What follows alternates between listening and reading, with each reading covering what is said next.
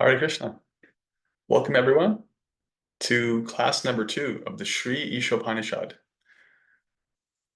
We looked at the invocation, the introduction and the invocation to the Isopanisad last week. And we had some beautiful reflections, which I'll reflect back around after some kirtan. And then we'll get into verses 1 and 2. Hare Krishna. So let's start with a little Mahamantra kirtan. Jai.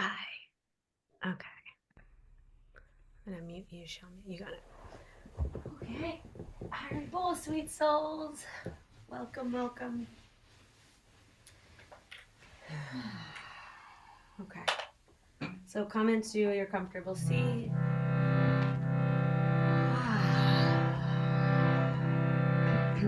Take a few clearing breaths, inviting your physical, mental, emotional, spiritual body to arrive.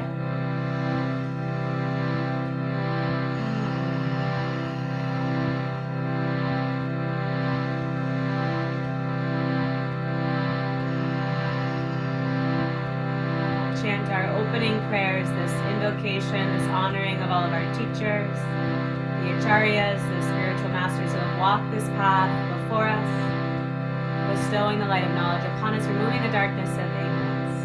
Take a deep breath in, fill up.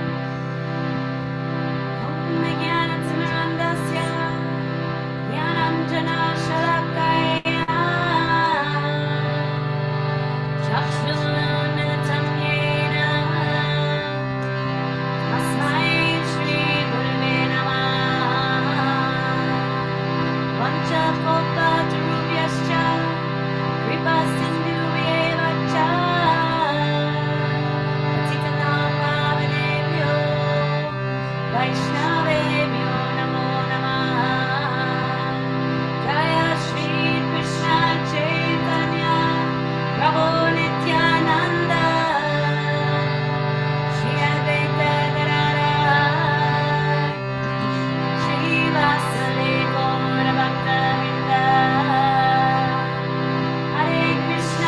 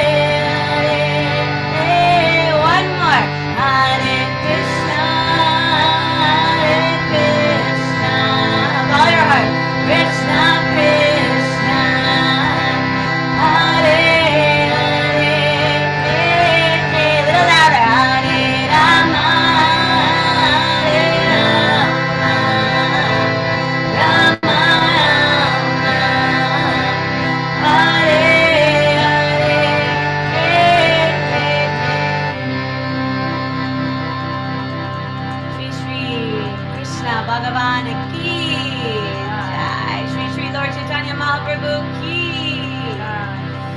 Shri Isopanisad ki jai. Vermont Bhakti Health Sangha and beyond ki jai. Hari Hari Bol. Hari Bol. Om Jnana-timirandhasya Jnananjana-shalakaya Chakshurunmilitam Yena Tasmai Shri Gurave Namaha Vanchakalpatarubhyascha Kripa Santubhya Evacha Patitanam Pavanebhyo Vaishnavibhyo Namo Namaha Jai Shri Krishna Chaitanya Prabhu Nityananda Shri Advaita Gadadhara Shri Vasari Gaura Bhaktivinoda Hare Krishna Krishna Krishna Hare Hare Hare Rama Rama Rama Hare Hare. Hare Krishna, everyone. Tuesday evening, favorite time of the week. So we had a beautiful first class to the Upanishad. And You want to all around it? Plug it in, baby. It's dying. there we go. So we looked at the introduction where Srila Prabhupada talked about the 4 defects of the conditioned soul. Can we get a refresher on that? One for each person. Let's get it. Call them out. What are the defects of the conditioned soul? Imperfect senses. Imperfect senses. That's one. We make mistakes. We make mistakes. Steve yelled out cheating Cheating. before we were unmuted. One more. And illusion. Illusion, that's right. And we talked about, based on Prabhupada's introduction from his lecture in 1960, I think 9, in London, England, he talked about the 3 different kinds of ways of gathering knowledge. And does anybody remember what those are? English or Sanskrit is okay. Direct sense perception. Direct sense perception, yeah. The Sanskrit for that is pratyaksha, directly perceiving through the senses. Kira said Inference. inference. Oops, sorry. Yep, inference. Inference, yeah. What's You the both- It's called anuman. Hanuman? Inference, logic, reasoning. And the last one, shabda, hearing, authority, hearing from authority. Good. So we had some really nice reflections on that. The appreciation for how nice it is, how refreshing it is to hear from authority. And many people reflected how great it feels to, based on the first actual verse, the invocation, to reflect on the completeness of the whole. And that means that we're actually complete ourselves too. How wonderful that is. And when we're dealing with our incompleteness, I gave the little phrase that Prabhupada offered. All manner of incompleteness are due to incomplete understanding of the complete whole. So there's this little key to unlock our experience of completeness, of wholeness. The verse itself repeats the word over and over again. Om Purnamadav Purnamidam Purnat Purnamudachyate Purnasya Purnamadaya Purnam Eva Vashishyate. Purna means plenty, full, complete. So thanks for your reflections on that. And do we have any, let's get at least one contribution of a reflection, anything that you did say in the WhatsApp or you didn't say, something that stood out that you heard or you reflected on from the first class on the introduction. It can be about the 4 defects and what that means for you or us. And it could also be on the 3 ways of gathering knowledge, or the Om Purnam principle, the principle of the completeness, the supreme, and how we're connected to that. I would reflect, Samyaprasa. Thank you. I've just been thinking about it since last week about our imperfect, or just how we fall short.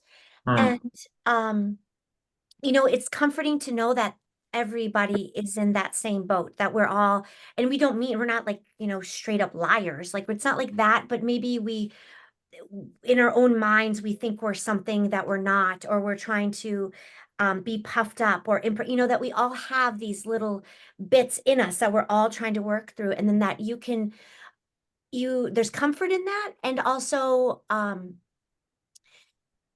I guess just knowing that everybody's going through it, but that we have a way that we can try to control it, or not control it, but we have this knowledge, this wonderful knowledge that can help us sort of, so we don't get stuck in those ruts, that we have a way out. Yeah. I've been thinking, but just the Thank big you. one was comfort that everybody's going through this and they keep coming at you, and the more we can hear, the better off we are. Was my reflection. Wonderful. Thank you for that. Yeah, that that admission that, yeah, actually I have these conditions, but so does everybody. And so there's a relief in that. And it just kind of dissipates the any unnecessary dramatic, you know, like self-criticality or anything else. It's like, we're not alone in that. That's actually the existential condition of every single living entity. This is the place for the conditioned soul. And conditioned soul means these things. Mel was reflecting in the WhatsApp about, because she works with kids, and how she sees that the children actually just manifest this like really early on. As soon as they're able to manifest the personality, they manifest these defects. And it's just natural. And at the same time, it's not like we just throw our hands in the air and be like, okay, whatever, I guess we'll just go with it. We have this, I think the term I used was sober humility of like, yeah, that's there, and that can't get me to the destination. And so therefore we're motivated. We're actually motivated to hear, I think Matt was reflecting on that in the WhatsApp, that there's like, the sober humility makes it so that, okay, I'm really interested in hearing from Shabda, from authoritative sources, so I can navigate this thing. And these sources, they're like maps and guides to direct us in our journey with the human life. Like, this body's a vehicle, and we're trying to cross over. And so, yeah, that sober humility is like, I can't get across this ocean on my own. It's not going to happen, but I can with guidance. Yeah, Shamya, I really appreciate it. It's like what you're just saying there, of how these 4 conditioned states, these defects, make it impossible to really see reality as it is. And so we're not studying, we're not trying to figure out matter, but we're studying spirit. Yeah. That's a part of our way out. Yeah, we're connecting to that source, that Om Purnam source. And that illuminates the way for us. Jai. Any other reflections on the first class, introduction, invocation? I was just gonna write that I was noticing this week how subtle these 4 imperfections really are within us, like so subtle. So if you really I've just been really noticing it, like really trying to pay attention to notice it. And then what I was realizing is that when I was noticing it, it just brings some more like awareness. And then awareness brings me further in prayer, which actually brings me closer to Krishna. That actually so it's like this really, really wonderful thing, because they're not necessarily defects, right? It's more like they're also ways in which we can dive a little bit deeper into our bhakti, that we can actually surrender a little bit closer into Krishna and ask for more help. And so I was just noticing that this week, but it's fascinating. Wonderful. Yeah, this is why humility is a cornerstone of spiritual practice across the world, in every language, in every country, in every tradition, because what you're describing is that's the difference between self-pity and humility. Is if we see these faults and then we reflect, oh, that means I'm really bad, and we start going to me consciousness, that's self-pity. That's low self-esteem. That's some kind of material consciousness, some manifestation of material consciousness, and it takes us away from Krishna, because it's all about me, or at least my conception of me, my conception of myself as a separate unit with all these flaws. It's like, but the humility means, yeah, I have these, and it's no one's fault but my own that I'm a conditioned soul, and they're not eternally my, destiny. I'm connected to Krishna, and therefore it's a really good idea for me to connect to him. And so, like you said, it increases our motivation, increases our our taste, our thirst for connection, and all of a sudden it just becomes fuel for our Krishna consciousness. That's the distinction, is that the material thing takes us more away from Krishna, and the spiritual thing takes us toward him. And it can be the same exact experience of, oh wow, like I have such subtle, very tricky, sneaky little conditionings and defects. It's like, just from there, like how we deal with that, how we orient ourselves to that, determines whether we start going away from Krishna or towards him. So it's actually an opportunity, even in that. And it's one that our acharyas have relished, our great teachers. We find in the writings of, and songs of Bhaktivinoda Thakur and Narottam Das Thakur, who are famous for their canon of devotional songs. There's a category of songs where they reflect on their own shortcomings. And like, why would they do that? Why would they go out of their way to do that? If they're pure devotees who have nothing to do but glorify Krishna, like, why would they do that? Is that because it's actually part and parcel of their own expression of love for Krishna? It's like, here I am, Krishna. Like, I can't do it on my own. Here's why. Please help me, and I know you will. And it's also to help us by giving a map that, when we see these things in ourselves, we can pray like this. So that's a time-honored tradition for us, and I would also say in other traditions, this is spiritual humility. Yeah, thank you. Great. Okay, let's go into today's verses. The first one is verse 1. I'll share the screen.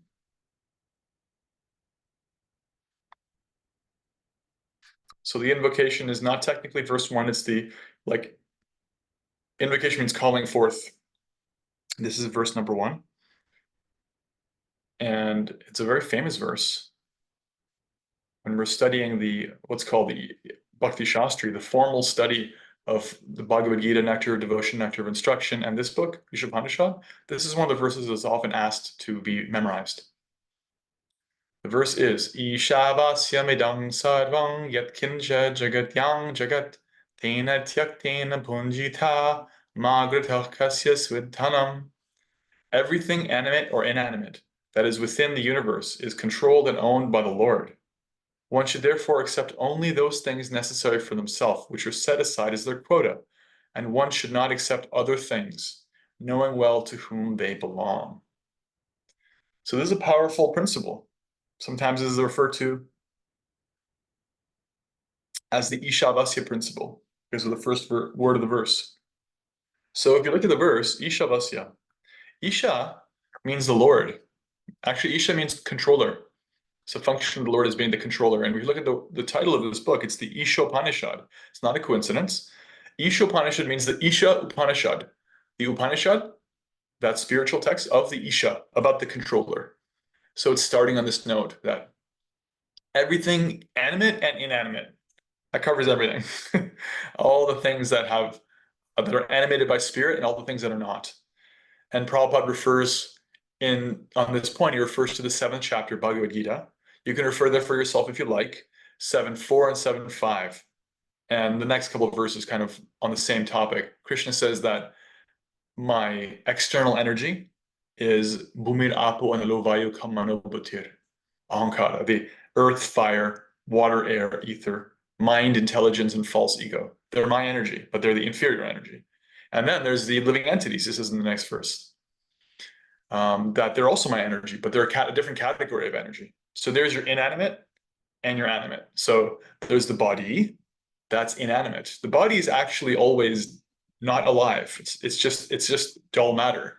Within the body, the embodied, the soul, that which inhabits the body for some time, that is a different category of matter. That is spiritual energy. Both of them are Krishna's energy. He says in that section of Bhagavad Gita, and he's also saying here, or the Upanishad is saying, everything animate and inanimate is controlled and owned by the Lord. So it's not just that we're connected; we're actually owned. We're part of, and the controllership is acknowledged here. That it's coming from and it's controlled by the Lord. Prabhupada talks about this in the purport in a few different ways. One point he talks about the Lord, Krishna, he is full of inconceivable opulence, power, fame, beauty, knowledge, and renunciation. Now, these 6 things, this is a not this is not an arbitrary list. This is a list that was given by trying to remember his name. Srila Vyasadev's father, Parashara Muni, wrote a Shastra or commented on it and listed these 6. And so these are the 6 primary opulences. So you can think about these opulences, because this is part of our experience in the world, right? We'll see how. These opulences are wealth. Prabhupada calls it in this purport opulence. Here it means wealth, power or strength, fame, beauty, knowledge, and renunciation. Renunciation is kind of an interesting one. It's a little bit more subtle than the other ones in some ways. Renunciation means you can have all the other 5, but you don't need them. You're not there. You're not like grabby towards them. You're not, fearful of losing them. You actually are not attached. So Krishna is supremely renounced. This is actually a more refined understanding of opulence, because in today's world, renunciation is not even necessarily glorified as an opulence, even though it is. If you think about it, if you are free from all addiction, free from all needs and cares, you're very fortunate. That's a certain kind of fortune, good fortune to have. That's true renunciation is exemplified by that. So Krishna is actually the source of all of these opulences. They're all his Shaktis, right? In Sanskrit, we have the word Shakti, means the feminine aspect, the energy. And Krishna, the source, the absolute, is called Shaktiman, the owner, controller, source of the energies. The energies are feminine, they're dependent, and the source is independent, masculine, and they're both part of this supreme whole. And so we see that all these opulences, even in the material world, they exist in a material form. Has anybody ever seen anything beautiful in the material world? I mean, honestly, you can't even live in the most hellish part of the world without seeing some beauty. It's impossible, There's beauty, there's wealth. Everybody has some. Everybody has some strength, some knowledge. It's to be had. It's just part of the world. So if you're ever wondering why there's beauty, this is why. There has to be beauty, because it's coming from the Supreme Beautiful, the owner and controller of all beauty. This is natural. And that's not a problem. It's the natural order of things. And so generally, in the material world, we have, there's 2 different ways of falsely orienting ourselves, improperly orienting ourselves around these opulences. And the most popular misunderstanding is to think that they're ours. I'm the controller and the enjoyer. They're mine. This beauty is for me to enjoy. I'm meant to be beautiful. I'm meant to be ornamented by beauty, or I'm meant to enjoy that person's beauty. This experience is beauty. It's for me. I'm the enjoyer of knowledge. I'm the supremely knowledgeable one. Look how smart I am. Look how strong I am. I am this, right? It's that selfish principle. Another misunderstanding is there is no controller or enjoyer, including me. And so we try to deny beauty. We're afraid of it. Sometimes we find when one takes up renunciation in an immature way, they become afraid of that which they're attracted to. They become fearful of wealth, fearful of the opposite sex, fearful of beauty, fearful of strength, fearful of being praised, fearful of their own knowledge. We become averse because this is an improper understanding. Usually in reaction to our own inner desire to enjoy it for ourselves. It's like, I don't want to try to selfishly enjoy it. So then we think it's nobody's. We reject it, put blinders on. But that's not true either. It's actually Krishna's. It comes from him. And all manner of opulence in this world are just reflections of spiritual opulence, reflections of Krishna's eternal beauty, Krishna's spiritual knowledge, his spiritual power. All of us can lift something, all of us have some bodily and intellectual strength, and Krishna is out here, just in the material universe, he's keeping planets floating, and he's ordering the galaxy around the cycle of seasons and orbits, and it's like way beyond us. What to speak of the nature of his beauty and intelligence and strength in the spiritual world. So it's all coming from him. So we should never be surprised that there's opulence in the world. There has to be. But this verse is telling us how to orient ourselves around that. So it's very practical, that everything is controlled and owned by the Lord.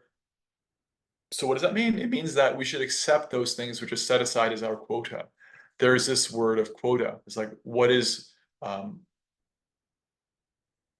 what is set aside for me, like what is appropriate. So there's an expression, the world has enough for everyone's need, but not everyone's greed. Speaking to this is that actually the arrangement has already been made. The arrangement of nature is that we are provided for. We're not provided for if we want to be greedy. We're not provided for if we want to mismanage the resources. That's on us. But everything is that we need is actually there. And so it's actually a very peaceful experience to just take what one needs and not take anything else, knowing well to whom they belong. So that ultimately everything belongs to Krishna. So in the non-theistic idea is that nothing belongs to anybody until you claim it for yourself. So you may as well grab and hold on tight and take it for yourself, right? There's no sanctity to the material world. There's no divine source. How could there be a divine source to money? It's just there for the taking. Get as much as you can. Beauty, strength too, knowledge. And whoever grabs it and plants their flag on it first is theirs. That's the materialistic, non-theistic conception. And right off the bat, we're hearing like, no, it's not like that. Knowing well to whom they belong, it belongs to Krishna. And it's set aside for everybody. Everybody has a right. Just like one of Prabhupada's analogies is like a parent. A loving parent sets aside for every child, right?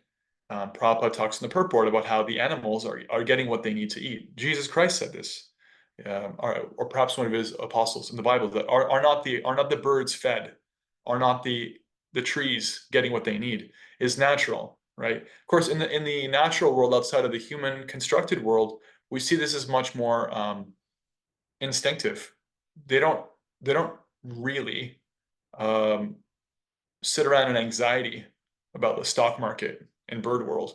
They get their seeds, they get what they need, it's provided, and things go on. And it's actually like that for us too, if we let it. And so we don't begrudge the tiger the flesh they have to eat. We don't begrudge the rabbit its grass and hay.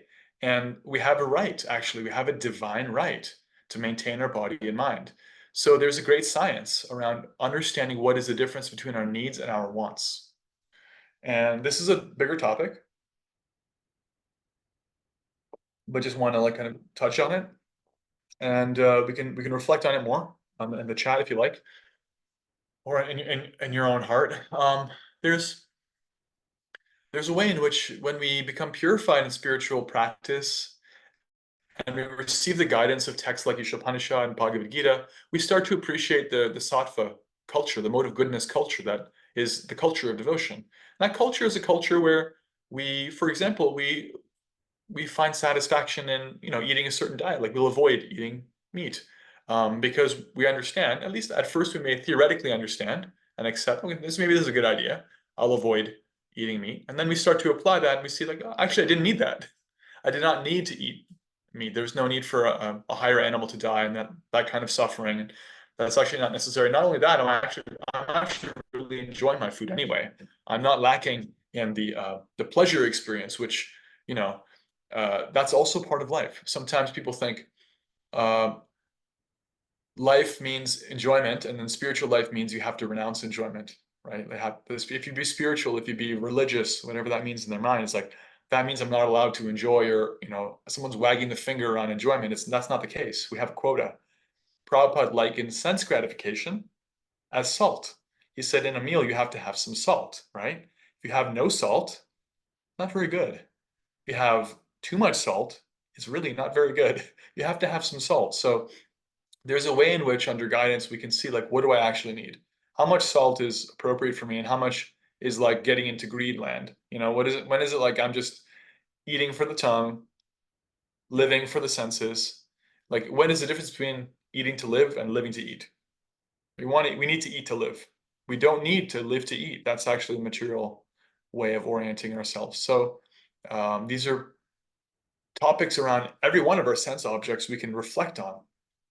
And our scripture, our teachers, and our spiritual culture, the living example of these teachers in scripture, they're sharing how to live, understanding what a quota looks like. And that quota changes in different times in one's life. Quota changes, When you're young and your digestion's higher, you can eat more. In fact, you have to. And if you're eating the same way when you're 80 years old, it's not really correct. If you're eating the same way at 80 as you were at 20, and in contrast to our today's, Viagra culture, where we're trying to encourage people to have like the sex life of a 25-year-old at 75. This is not spiritual culture. This is not progress. Progress is not to artificially maintain or inflame the material desires at a level, increase them more and more. That's not actually real life. It's like we have to have some satisfaction. Okay, that's part of the necessity of living in a material body. Let's do that in a way that's managed and appropriate so that we don't become distracted by that. And of course, beyond distraction is that there's so much that comes into like physical and mental addiction and problems around unhealthy relationship with the objects of our senses. So when we live according to our quota and we see it connected to Krishna that is coming from him, that actually he set aside some things for us, then it becomes a lot easier to be peaceful and happy. If you want to reflect or kind of like explore more around this, you can look in the Bhagavad Gita, chapter 5, verse 29, the last verse of the 5th chapter. Bhagavad Gita 5:29 talks about this. Krishna himself says there, Bhoktaram yajna tapasam sarva loka maheshwaram suhridam sarva bhutanam nyatva mam shantim richati. This is the key to shanti, to peace. He says, I am the enjoyer of all sacrifices and austerities. I am the owner and controller of all persons and all places. I am the best friend living in the heart of everyone. And one who understands this is peaceful. This verse is saying the very same thing. Everything is owned and controlled, inanimate and animate. All people and all possessions, all the material energy is coming from the Lord. And they're given as gifts according to what we need. And Nyatva mam shantim richati, he says, they can have peace if they understand this.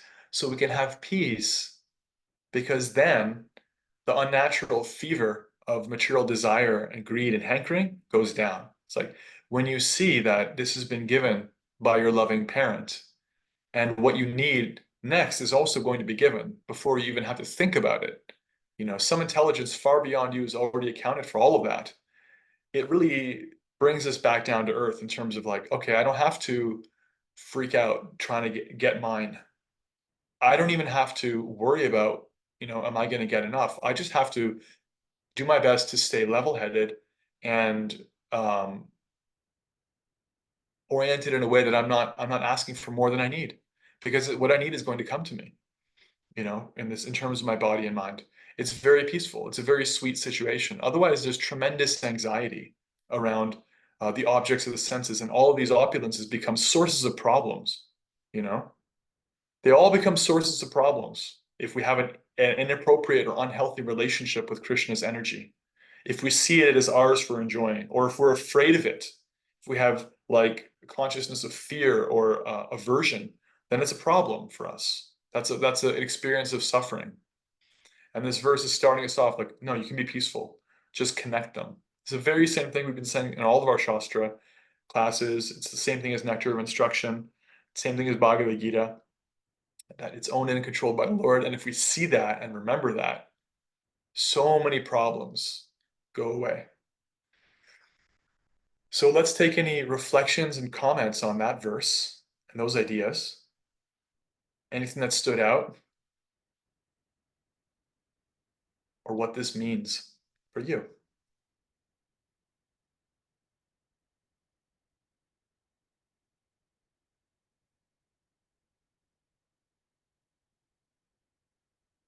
I really love the recurring reminder of dovetailing everything Mm. back to Krishna, and that these opulences, which in many ways are also related to addictions that people have, right? And either arrogance or low self-esteem around having or not having, right? And that they are all just perverse reflections, right, of Krishna's amazing qualities, because he's all attractive and he has all of them.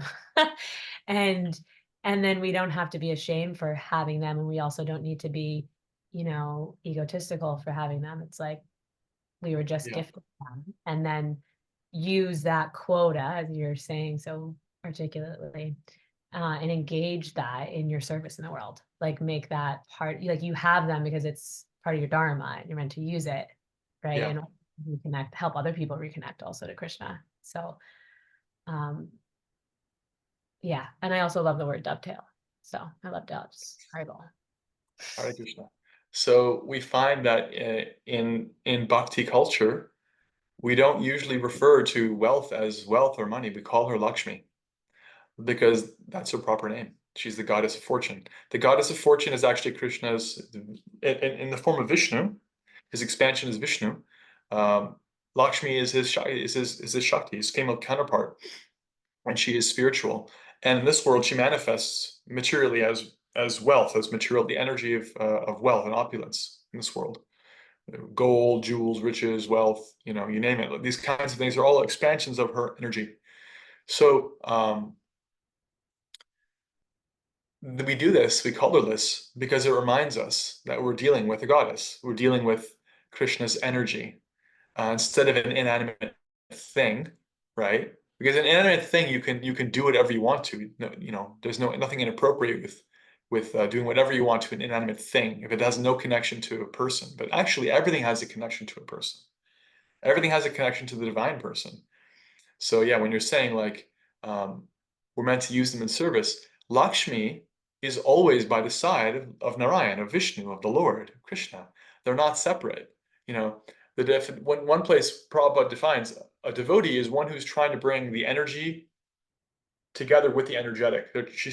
He or she, they are trying to connect Krishna's energy with Krishna himself. That is a devotee.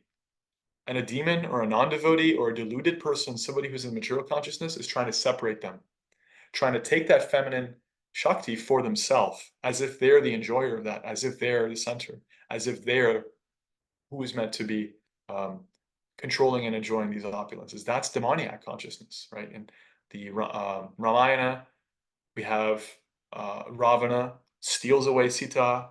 She's the goddess of fortune. She's Ramachandra's consort. She's the spiritual energy, and he wants her for himself. And even his brother Vibhishan is like, this is not right. This what you're doing is not right. Like you've gone too far. You should return her. This is not correct. And of course, ruin was brought down to his kingdom, and she was reunited with Ramachandra because that's where she belongs and that's where she wants to be.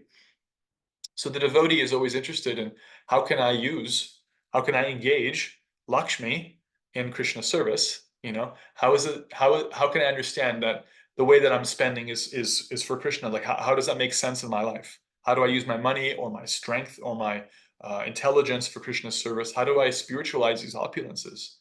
And generally, it's not such a difficult thing. It's more of like orientation. It's like we have to see, like, okay, I'm using money to keep my body alive. That's within my quota, right? I have a right to do that.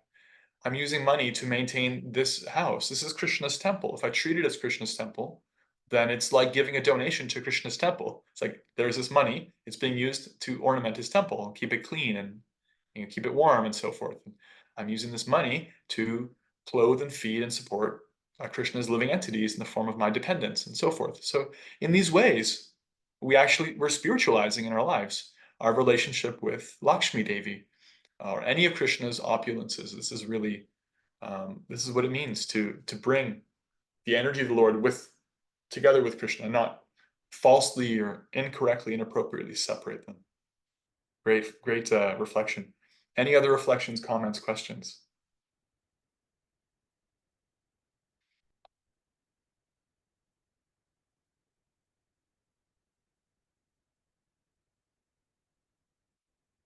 Let's get at least one more. This is a very rich topic. There's a lot in it. I'm sure we can find something to reflect on, something that stood out. Not taking more than one's quota. Everything is controlled and owned by the Lord. Need versus greed. I'll go, Samyaprasa, but I'm just Thank you. gonna put it out there. Okay. So thinking about the 6 primary opulences, wealth, power, strength, fame, beauty, knowledge, renunciation. I like how we talked about those being, or you talked about them, is but with Shakti and the owner and controller, thinking of those instead of thinking of them, because we strive for these in the material world. Everybody's kind of hankering for them and pushing each other out of the way to try to get to them. But knowing that we don't have to do that, it's all provided for us anyway. I liked what you said about the birds, and they don't worry about where their seeds are coming from, or things will just happen for us. So instead of getting fixated on these material things, just letting go, which is easy to say, but it's actually so hard. But that we will be taken care of, I guess, is something that I was reflecting on. And yeah, that. And then I liked how you talked about sattva and culture of devotion. There's just so much, but I'll just talk about the six opulences for right now. Thank you. Yep. Jai. That's yeah, Yeah. I kind of had to work that out with you. Sorry. Thank you. Yeah, thank you. And you know, when it comes to understanding we'll be taken care of, is that means that we still do our duty, right? Like if you're going to the gym to get stronger, you still have to lift the weights, right? But there's a difference between lifting the weights and trusting the process, and lifting the weights and constantly getting on the scale, constantly like putting the tape measure around your biceps, or I don't even know, like taking pictures. Am I losing my belly fat? Like, do I look like that bodybuilder yet? You know, that's hankering and lamentation is like, and that can be there with any of Krishna's opulences, right? But it's like, okay, I have a duty to keep this body healthy. I have a duty, and so I have work to do.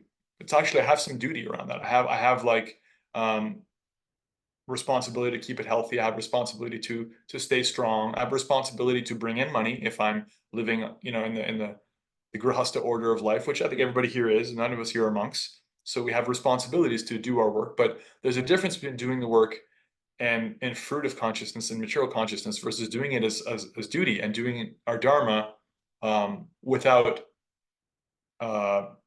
fighting for or hankering for the result. It's like doing it for Krishna and trusting that what we need will come to us.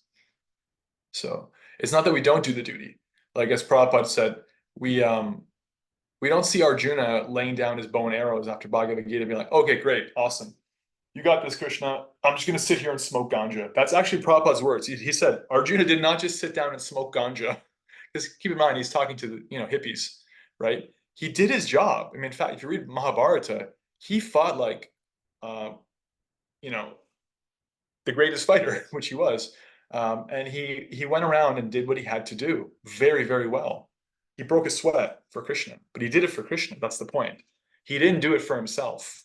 The whole point was he couldn't do it for himself, and he couldn't not do it for himself. Either way, doing it for himself was just horrible. He couldn't imagine. But as soon as he became Krishna conscious again, no problem. And he went to town.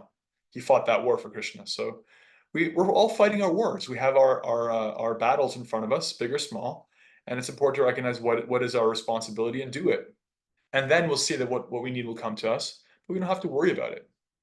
That's how Arjuna felt at the end of Bhagavad Gita. In fact, he was thrilled. He was so happy with that realization that I'm taken care of, that he was able to fight, you know, practically with a smile on his face. He was able to feel Krishna conscious while fighting.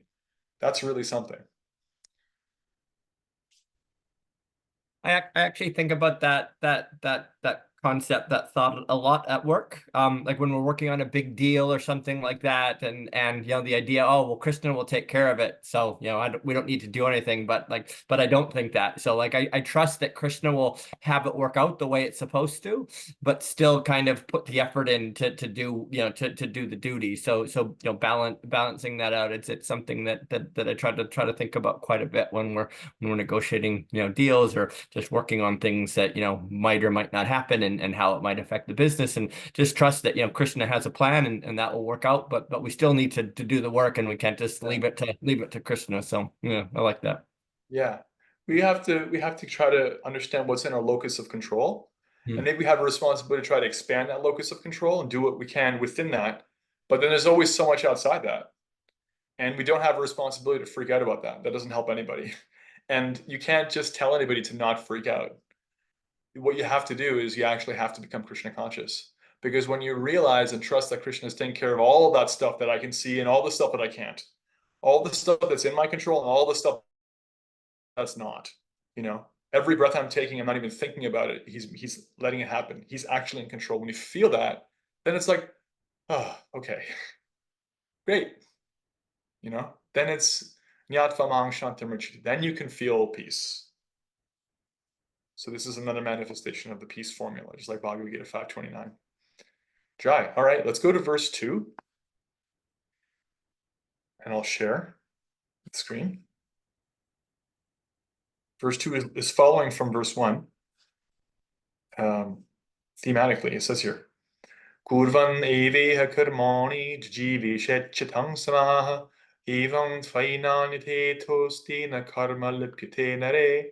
One may aspire to live for hundreds of years if he continuously goes on working in that way, for that sort of work will not bind him to the law of karma. There is no alternative to this way for man. So the verse is saying, if you're thinking and feeling and acting in this way, the Ishavasya way, the way of connecting everything to the Lord, seeing that everything is set aside as one's quota because he's owning and controlling everything, then it doesn't matter how long you live. There's no problem for you. How long or how short is not a problem. Otherwise, people are aspiring to live for a long time, and their actions are problematic. Karma means what we do. It also means the reaction from what we do. And Prabhupada talks about this in the purport. This is straight out of Bhagavad Gita chapter 3. There's karma, akarma, and vikarma. Vikarma means like acting outside of what's even materially ordained for us and getting negative results. Karma means knowing our duty and doing it to get the results so we can be comfortable. And akarma means acting in a way, acting in Krishna consciousness, which doesn't create a result. It's akarma. It's not karma, even though there may be work. Arjuna was doing something, but it wasn't karmic. We may be doing something, we may be doing anything, making money, taking care of our children, cleaning the house, but it can be akarma. It can be not karmic. It can be not producing a reaction, not binding us to this world, not creating an obligation to come back to experience the bad or good results of selfish activity, right? So selfish activity performed inappropriately creates vikarma, bad karma. Selfish activity done appropriately creates good karma, and unselfish activity done, activity done that's done for the satisfaction of the Lord's senses, that's akarma. That's bhakti yoga, and that's what the verse is encouraging us. And you can continuously go on working in that way, for that sort of work will not bind you to the law of karma. So Prabhupada talks extensively about karma in the purport, in the karmic cycle. And he talks about how in the world, he says, factually, no one has to do anything more than render devotional service to the Lord. However, in the lower stages of life, one cannot immediately adopt the activities of devotional service, nor can one completely stop fruitive or material work. A conditioned soul is accustomed to working for sense gratification. An ordinary man works for their own sense gratification. It can be extended to their society, nation, or humanity. And it assumes various attractive names, such as altruism, socialism, communism, nationalism, and humanitarianism. These isms are certainly very attractive forms of karmic bondage. But there is no harm in becoming a family man or an altruist, a socialist, a communist, a nationalist, or a humanitarian, provided that one executes their activities in relation with Ishavasya, the God-centered conception. If we do our activities in relationship to this principle that it's owned and controlled by Krishna and it's for him, then we're just fine. Just like Arjuna was just fine fighting a war. I can't hardly imagine anything more binding than fighting a war. But there was nothing karmic about what he did. Krishna assured him, Sarvatanam parityaja mam ekam sharanam vraja. Give up all other sense of duty and just serve me. Surrender to me. I will take care of you. I will account for any kind of sin. If you surrender to me, don't worry. And so we surrendered to Krishna. And for him, that meant going to war. For us, generally, that's not our duty. Thankfully, it's rather intense. But we have our duty, and we can trust that it's actually akarmic. It's not binding us. And you can feel this in your practice, actually. Just like when we start to get in the practice of offering our food, then the cooking process and the eating process take on a different kind of color, a different kind of experiences there that we're not actually experiencing eating food the way we've always been eating food. It's actually very freeing. You know, when you offer your food, it's very uplifting and freeing. When you honor that prasadam, when you distribute that prasadam, that mercy of the Lord, you see it that way, it's very freeing. It doesn't connect us to this world, it doesn't connect us to good or bad karma, because it's not about karma. And it also doesn't deny us satisfaction. I'm sure anybody who's ever enjoyed Krishna's prasad can say there's so much satisfaction in it. It's just a matter of connecting it, reconnecting that Shakti of food to Krishna. And so in our day to day, we're all practicing the different ways to reconnect things to religion, religio, reconnect to the source. We're reconnecting ourselves and we're reconnecting all of Krishna's opulences. And we deliberately do that. That's what devotional practice means. We're deliberately reconnecting the opulences to Krishna himself, connecting other people to him, connecting our bodies to him, connecting all the opulences that we're in touch with to him, connecting other people's opulences to him, and the sunset and other beauty and other wealth and other strength and knowledge to him, deliberately by practice until it becomes nature again, till we regain our natural spontaneous awareness that it's Krishna as we practice doing that. So practicing offering our food, practicing spiritualizing our spending of money, practicing spiritualizing our relationships and connecting them to Krishna in this way, practicing operating within what is within our quota and not outside of it. And in these ways, we experience what this verse is saying, that we're becoming free from the connection to karma. It's uplifting, it's freeing, it's satisfying. One can live for so long doing this. In the Srimad Bhagavatam, there's descriptions of persons like, devotees like Prahlad Maharaj. And Prahlad Maharaj, he was 5 years old when he became completely God conscious. And we hear so much about how he had the darshan, the sight of Lord Nrsingadev. And Prahlad Maharaj lived in an age where people lived for like 100,000 years. This was not Kali Yuga where they lived for 100 years. So you may not know what he did with the rest of his life. He didn't just die and go to the spiritual world then. No. Lord Nrsingadev handpicked him and said, okay, I want you to be in charge. Your father was, but I want you to be in charge because you are actually responsible. You're a responsible devotee who can connect everything to me. I want you to steward this world. I want you to be in stewardship to this kingdom. I want you to guide and be a guru and a father and a king in this way. And he lived for tens of thousands of years doing exactly that. And one can say like, oh wow, like he had to like deal with the world for tens of thousands of years. Like what an awful circle. He had pure love for Krishna. Why did he have to do that? Why does he have to go back to the grind? But it wasn't a grind. For him, it wasn't a grind. It was Krishna conscious service. Like, okay, my service to him right now is taking care of this kingdom.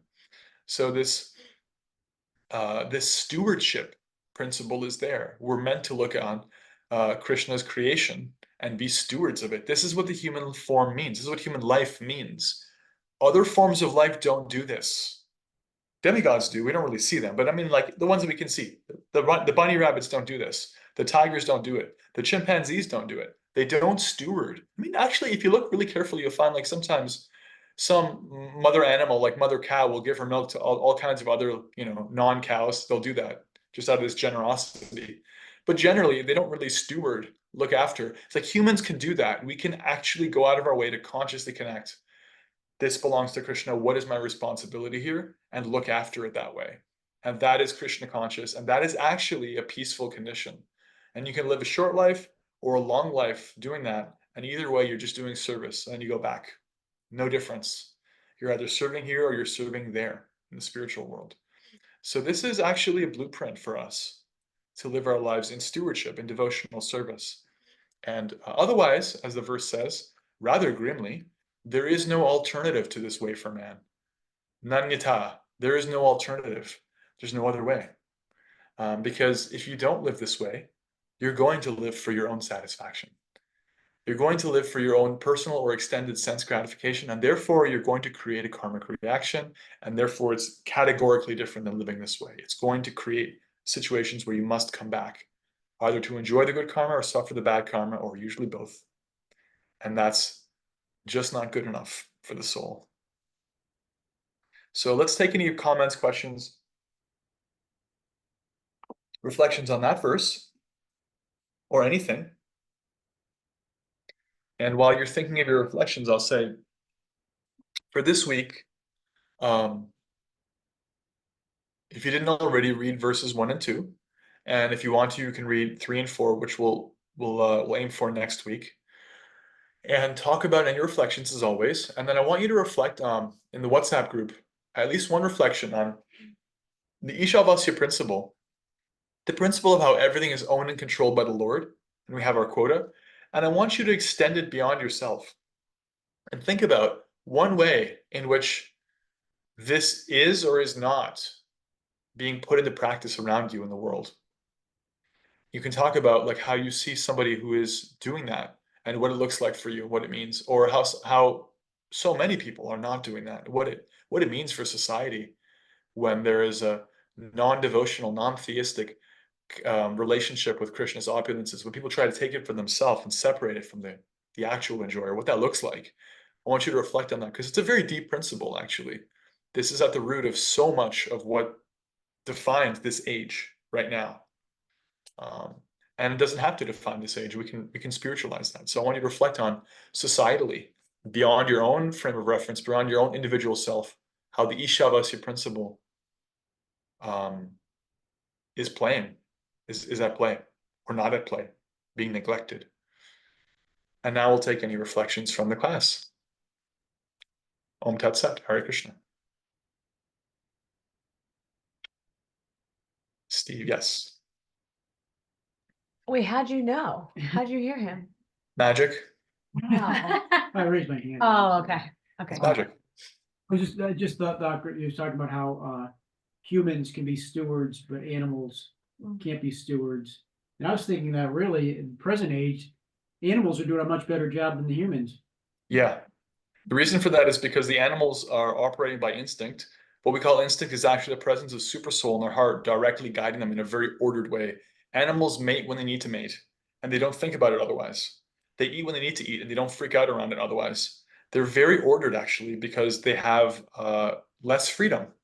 And so there's less room for them to slip into wrong activity. They don't actually collect karma. There's no such thing as an animal collecting karma.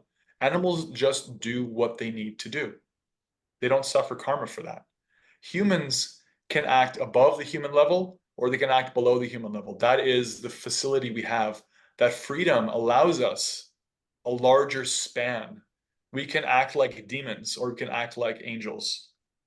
No animal embodied soul can do that because they're on the straight and narrow. They're guided by instinct, they're guided by super soul. What we're seeing in this day and age is because there's a lack of guidance, a lack of example. People act according to the lower natures. In fact, that's glorified, that's celebrated, that's invested in. There are whole industries built around distraction and creating that. And so then that's where people go. But we don't have to. We're not obliged to. And we can actually act beyond just civilized human. We can actually act in a saintly way. We can actually act in relationship to the Supreme Whole, which includes stewardship. And when we do that, we do see a much more functional, beautiful, sustainable relationship with material nature, with the resources, with wealth, with our bodies, with food, with each other. So all these social issues that people are concerned about, quite rightly, water pollution, sexual assault, animal species loss, like acid rain, you name it. Like these are all material problems with spiritual solutions that we as humans have a responsibility and a capacity to address by spiritualizing our consciousness. There's no animal's going to do that. Only the human. Right. And they're relying on us, actually. All these other forms of life are relying on us. We're the elder siblings. We're supposed to be responsible. You know? Thank you. Yeah. Yeah, there you go.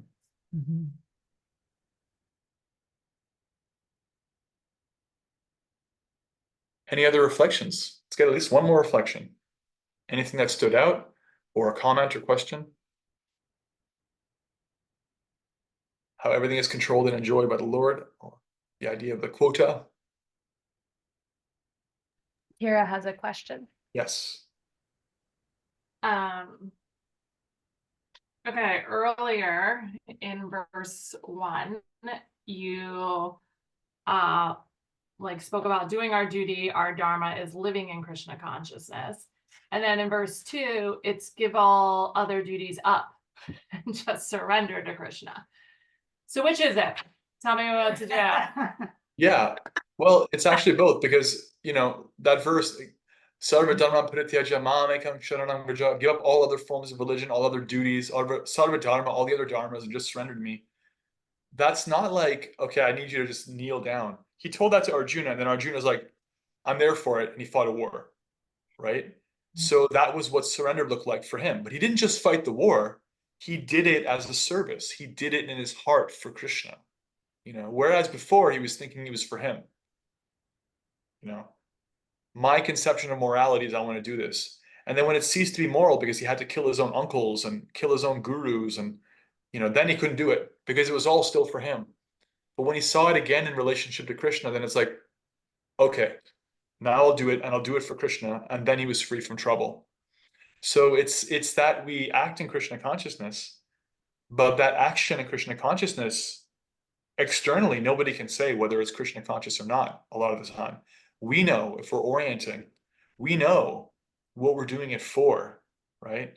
We're still eating and drinking and living in the world. We're still taking care of our families. We're still spending money, but are we doing it in stewardship?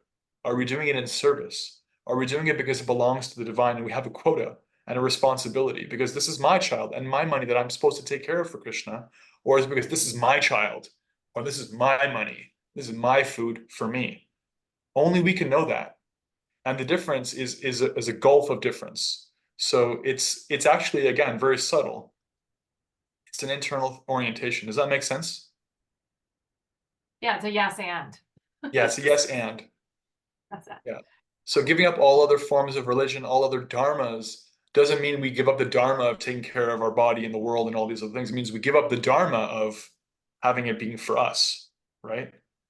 That's what it means. Like the Krishna conscious person still does their dharma, but they don't do it for good karma. They don't do it to enjoy. They don't do it for their greed. They don't do it for their ego, for praise, any of these reasons. They don't do it out of fear of punishment if they don't do it. They do it because Krishna wants it and they want to serve him.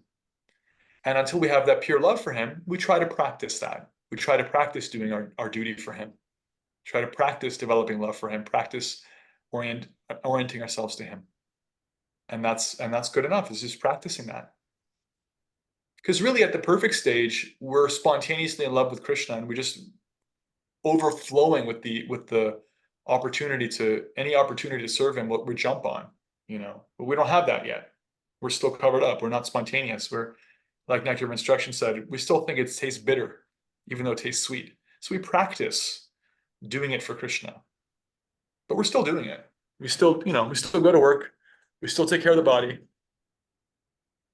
Good question. Perennial question. Perennial. I really am loving this comment, or what you offered here around how our surrender looks different for all of us. Mm-hmm. Right? Like depending on our natural proclivities, depending on our dharma, depending on which of the opulences we possess or are stewards of. Right. And I think that's, I don't know, that was just sort of a little bit of an aha moment and a beautiful reminder for everybody in our Sangha and beyond, right? Of like, surrender looks different for all of us. And depending on where we are on our path, right? And where our consciousness is and what our dharma is.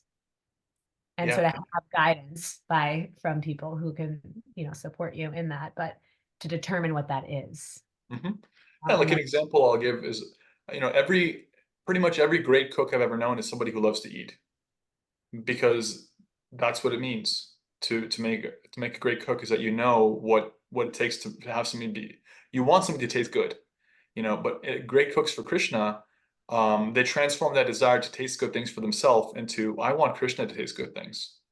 So we got to see what opulences we're attached to and spiritualize them. Like for me, it's always been knowledge, right? I'm not so attached to some of the other opulences as I am to knowledge.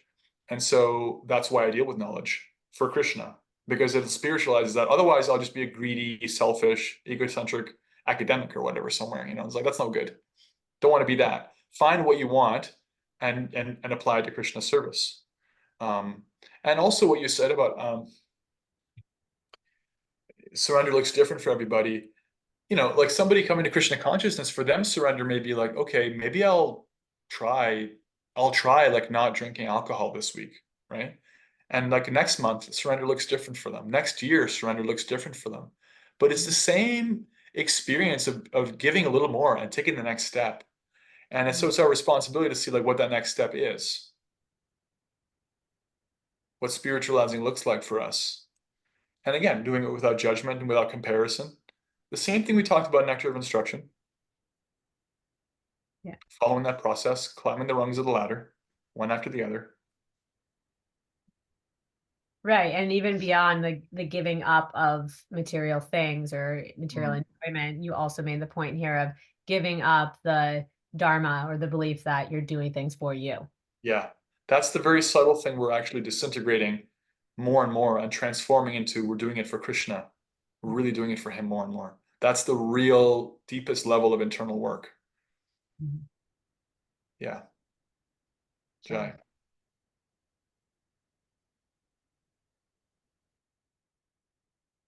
Great. Any more reflections, comments, questions before we retire for the week? Krishna willing, I'll be there in person, Burlington for the next class next Tuesday. I just wanted to say that it sounds like, if we can do these things, we can live in this way. What better words than life becomes peaceful and it's uplifting and freeing to live in this way. Like those are things I wrote down that you said. And so it's like, right. It's right. If we can do it. Sometimes spirituality or religion is very conscious of or focused on after death. It's like, give up on this world and just try to go to the spiritual world. And there's nothing wrong with wanting to go to the spiritual world. And at the same time, this is Krishna consciousness, God consciousness. This Ishavasya principle is not just for someplace other than here. It's also for here. And while we're here, it's a joyful experience. It's joyful practicing Krishna consciousness on this continent. It's joyful practicing Krishna consciousness on that continent or that continent, in this situation, in this situation, in this income bracket, in that income bracket. It's joyful for men and women and for third gender persons. It's joyful for everybody in this world, in Krishna consciousness. So it's like not just a good idea for later, not just what we're made for. It also makes running down the clock on this life actually a pleasurable experience. So even right now, it's practical, joyful, and as Steve was talking about, it purifies our relationship with the natural world and everything around us and makes that better too. So it's kind of a no-brainer.